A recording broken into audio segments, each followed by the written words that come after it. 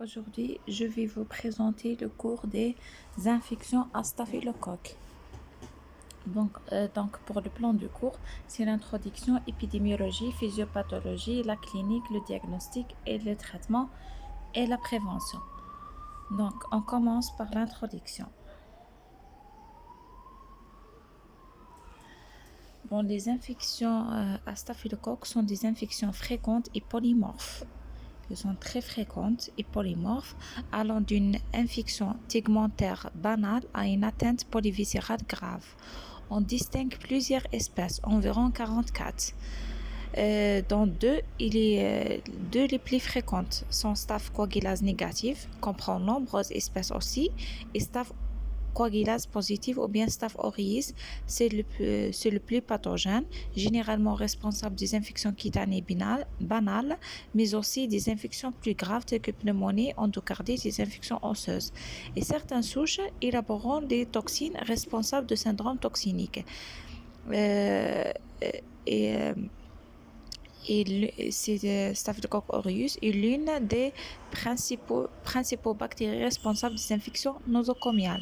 C'est un germe très résistant au milieu extérieur, ce qui explique la fréquence des infections à staph. Il est largement répandu dans la nature et il colonise l'air, la surface et l'eau. La contamination est interhumaine de façon indirecte par les instruments souillés, notamment interhospitalières, ce qui explique que il est responsable des infections nosocomiales. Pour la clinique, pour Staphylocoagulase aureus, elle donne des infections cutanées-muqueuses, ou bien des bactéries, mais qui est responsable de staphylocoque maligne de la face, ou bien l'endocardite, ou bien les formes les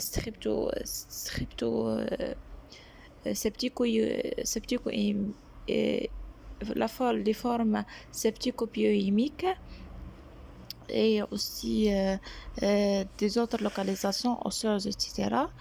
Et elle est responsable aussi des syndromes toxiques. Et on a aussi la clinique de Staph coagulase négative qui est aussi responsable des infections nosocomiales, surtout sur matériel. Bon, pour le diagnostic, repose sur l'isolement de germes, soit au niveau de port d'entrée, au niveau de localisation secondaire, ou bien sur zimoculture. Le traitement, il faut noter que l'émergence de la souche résistance Staph MTR, qui est due à l'acquisition du gène MEC, qui est responsable de la synthèse des enzymes PL2A et PL2', qui ayant une faible affinité au bêta-lactamine. Pour la prévention, surtout au milieu hospitalier, de traiter les furoncyloses récidivantes par l'antibioprophylaxie aussi post-op et les instructions alimentaires. Bon, on passe à l'épidémiologie. Pour l'agent pathogène, c'est un coccygram positif non capsulé, groupé en amas grappes de raisin, aérobie et anaérobie facultative, extrêmement répandu dans la nature, c'est-à-dire on trouve dans l'eau, le sol, l'air, les surfaces et les objets, résistant à l'environnement comme la chaleur, la sécheresse, l'acidité, le sel, etc. Résistance très fréquente à la pénicilline. On a deux genres principaux, Staph coagulase positive, on appelle Staph aureus ou bien Staph doré, et Staph coagulase négative ou bien on appelle Staph blanc, qui est aussi a plusieurs sous-espèces comme Staphylococcus epidermidis, Staphylococcus aprevitus, etc. Pour le réservoir naturel et l'homme et aussi les animaux à sang chaud, vit à l'état commensal sur la peau et les muqueuses. Donc l'homme, on trouve l'homme soit porteur sain ou bien malade.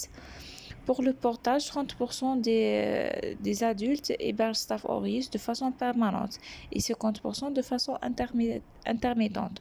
On trouve dans les fosses nasales, la zone de la peau humide telle que les aisselles, le périnée, les mains, etc.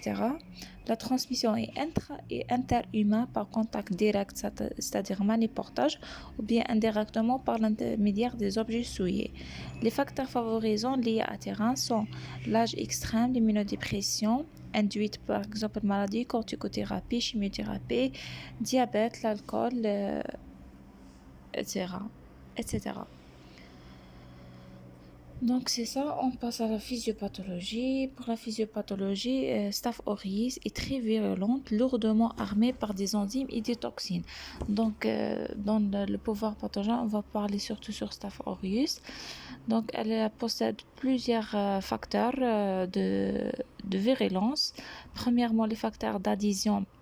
C'est le composant de surface, mascrame, qui est une protéine de surface, a une capacité d'adhérer aux épithéliums et surtout aux surfaces inertes telles que le corps étranger, bien prothèse, et est responsable de la synthèse de X-polysaccharides formant un biofilm imperméable aux facteurs de défense de l'hôte et aux antibiotiques. Pour les enzymes, on a deux enzymes, le coagulase qui induit la formation de microthrombus au niveau du foyer initial et le streptokinase ou bien le fibrinolysine qui exerce un effet inverse de la coagulase, c'est-à-dire elle fragmente les microthrombus et favorise la dissémination de l'infection par des embolies septiques et des métastases à l'origine du foyer secondaire. Et les toxines, après on a donc les facteurs d'adhésion des enzymes, puis les toxines. La première toxine c'est LPV, leucocidine pentavalentine, donc qui est sécrétée par Staph aureus. Elle possède une c'est une toxine porogène, c'est-à-dire elle forme des pores au niveau des membranes des cellules cibles. Les cellules cibles sont les polynucléaires neutrophilés, les monocytes et les macrophages. Puis elle entraîne par la suite une apoptose. Elle est responsable aussi de sécrétion de substances pro-inflammatoires telles que cytokinines, interleukines et responsable des infections inflammatoires. Il active aussi les PNN et produit le ERO, c'est-à-dire l'espèce réactive d'oxygène, comme un anion superoxyde et entraîne une nécrose tissulaire. Le deuxième toxine, c'est le TSST1, c'est-à-dire le toxine de choc toxique staphylocoque, qui a une capacité d'activer un grand nombre de colonnes de lymphocytes différentes et indépendamment de la spécificité d'antigène du récepteur de T, à l'origine de réactions inflammatoires excessives et délétères. On a aussi les exfoliatines qui est responsable de la décollement de l'épiderme, donc syndrome de Lyell ou entraîne des bulles. Et on a les entérotoxines responsables de diarrhée et d'étiaque. On passe directement à la clinique. Donc, on commence par Staphylococcus aureus. Elle donne 3 tableaux, soit des infections cutanomycoses, soit des bactériémies, soit syndrome toxinique. On commence par les infections cutanomycoses. Donc, elle donne des impétigos. L'impétigo, c'est une dermatose bulleuse formée des vésicules à bord inflammatoires, puis des pustules et des croûtes jaunâtres. Donc, la différence entre la vésicule et la pustule a un liquide clair et la pustule un liquide purulent. Donc, le staph, elle peut donner des onychus et pyrrhonychus.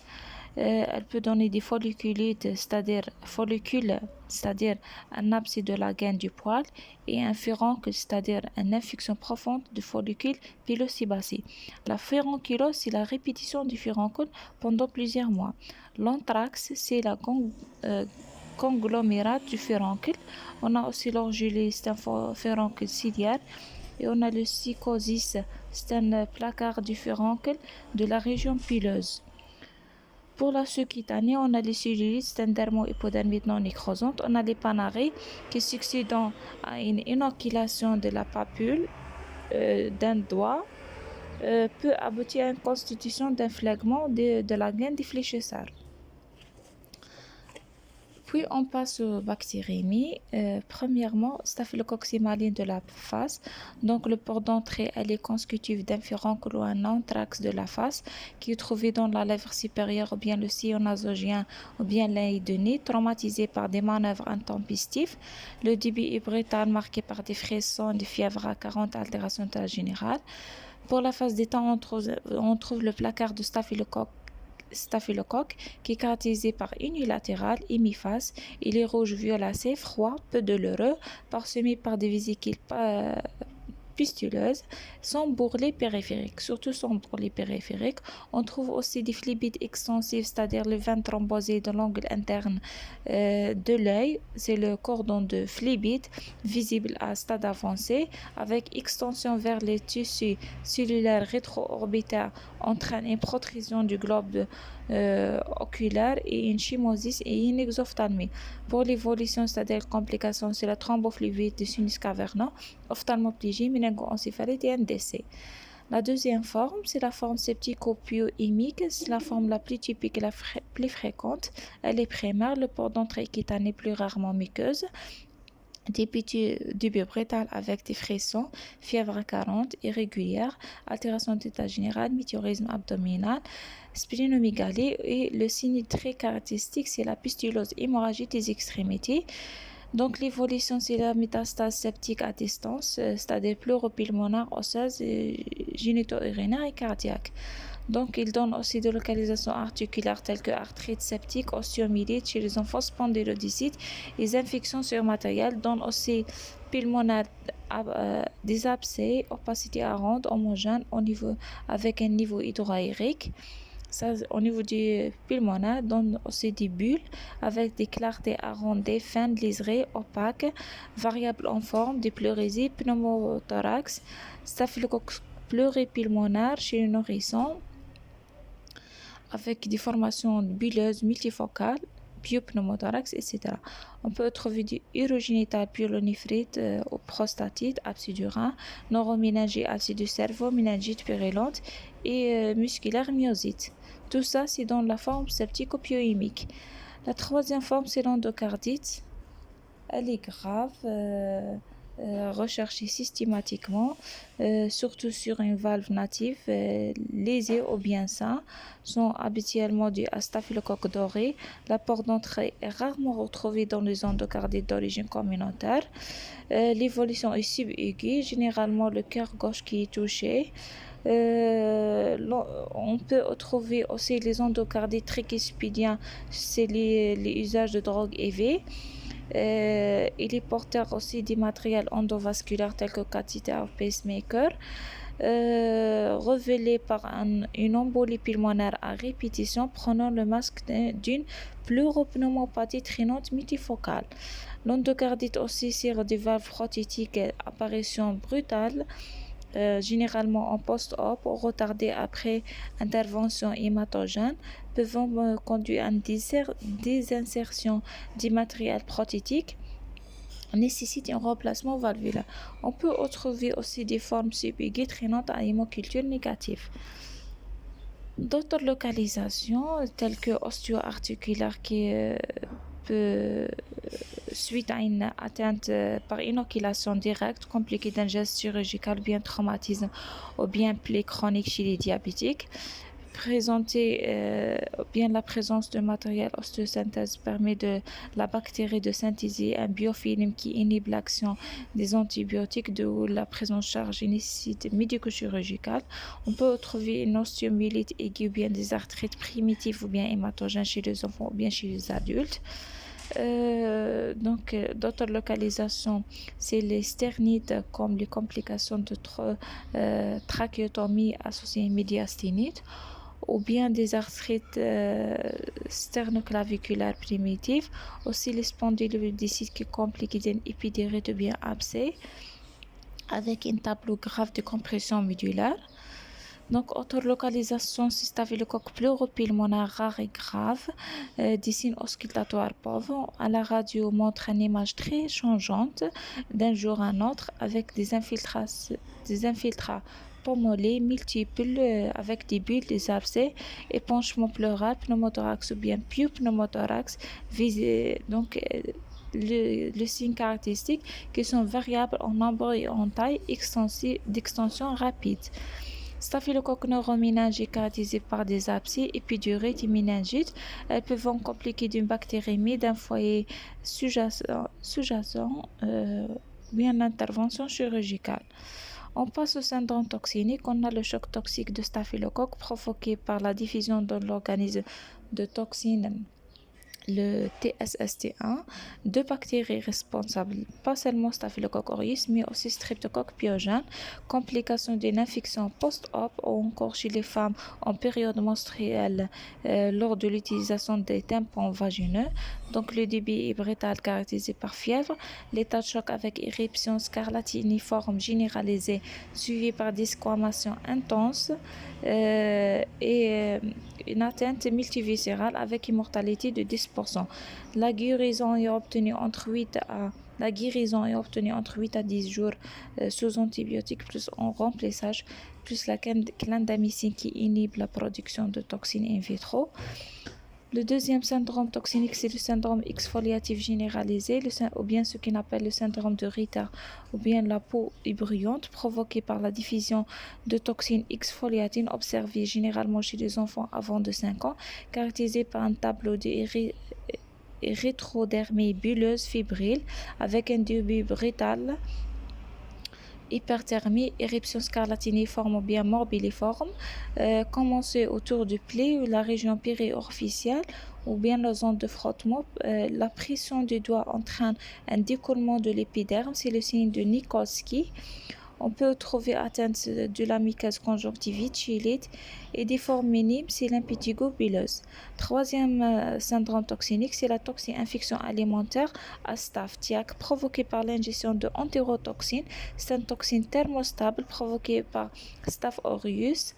L'incubation est courte, inférieure à 3 heures, non fébrile, caractérisée par des crampes abdominales douloureuses, des vomissements, diarrhée, déshydratation, évolution bénigne, sauf chez les nourrissons sujet âgé parce qu'il y a la déshydratation. Aucune recherche bactériologique n'est nécessaire sauf en cas de TIAC. Maintenant, on passe staphylocoagulase négative, qui est une bactérie opportuniste responsable surtout des infections nosocomiales, surtout pour Staph epidermidis, l'espèce plus fréquente isolée au milieu hospitalier. Dans le cas de staphylocoagulase négative, on a besoin vraiment d'un terrain particulier, tel que l'immunodépression, la présence d'un cathéter, ou bien diabète, ou bien. Donc, surtout infections sur matériel étranger, nosocomial, des sondes, cathéters, sondes vésicales, pacemaker, prothèses vasculaires, prothèses osseuses. Pour Staphylococcus saprophytus, caractérisé par ses capacités d'adhérer à l'épithélium vésical, provoquer des cystites chez les jeunes femmes. Donc c'est ça, on passe au diagnostic. Le diagnostic basé sur des arguments épidémiologiques cliniques et paracliniques. Sur le paraclinique, le diagnostic de certitude, c'est l'isolement de germes. L'isolement de germes, soit on est par des prélèvements, donc au niveau du port d'entrée, bien au niveau de localisation secondaire. Pour les hémocultures, on fait 2 à 3 hémocultures. C'est la présence de Staphylococcus aureus, c'est-à-dire une seule hémoculture considérée comme pathogène. À l'inverse de staphylocoagulase négative, on a besoin au moins de hémoculture pour considérer que c'est un pathogène. N'oubliez pas l'antibiogramme pour la recherche d'une résistance.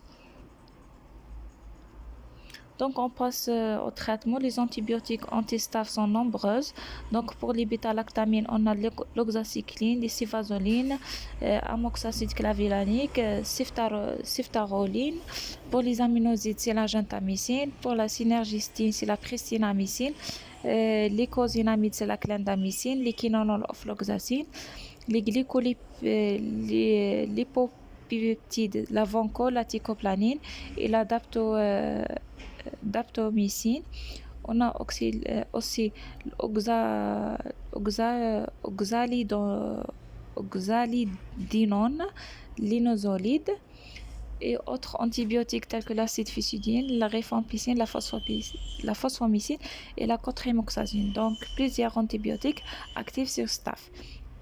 Mais pour le traitement de référence pour staphylocoque sensible à la méticilline, c'est la PNM, c'est-à-dire l'oxacycline. Et le traitement de référence pour le staphylocoque MITI-R, résistance à la méticilline, c'est la glycopeptide, c'est-à-dire la vancomycin. Donc, pour la résistance MITI-R, tous les bêta-lactamines elles résistent à tous les bêta-lactamines, à l'exception de ceftaroline. On peut utiliser aussi la rifampicine, l'acide fusidique, la phosphomycine, mais jamais en monothérapie. On a d'autres antibiotiques aussi sensibles à la staph MITI-R, tels que l'inizolide, daptomycine et ceftaroline. Donc, pour les indications staphylocoque cutané, on utilise Pinéam. Donc, le coq de la phase maligne, on utilise antibiotiques à forte dose. Profond, donc n'oubliez pas la notion de traitement de référence pour staph MITI-R, c'est la Pinéam. Et traitement de référence pour staph MITI-R, c'est la glycopeptide. Donc c'est ça, la prévention, c'est l'hygiène des mains, l'antiprophylaxie post-op, traiter la furoncylose récidive par des prélèvements, les douches fréquentes et enquête de l'entourage et éducation des personnels de santé, les professionnels de santé. Donc avant de terminer, il y a quelques pièges dans le cours de staphylocoque.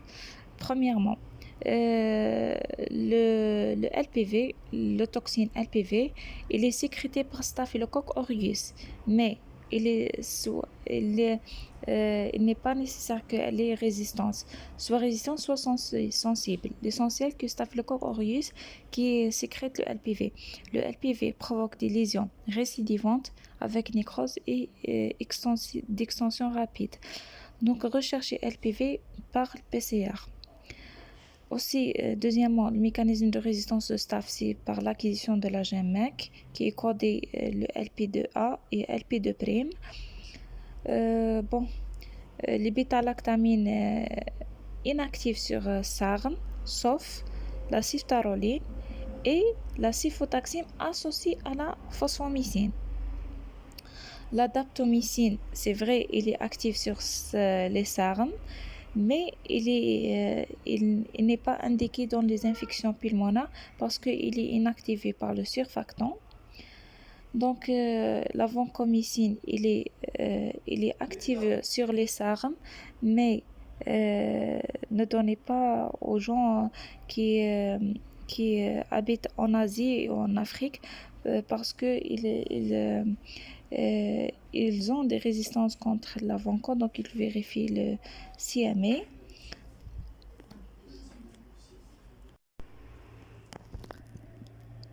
Donc, pour le traitement de staph MITI-R, on utilise soit cifotaxime plus la linezolide ou bien la vanco plus cifotaxime plus la clindamycine ou bien la rifampicine.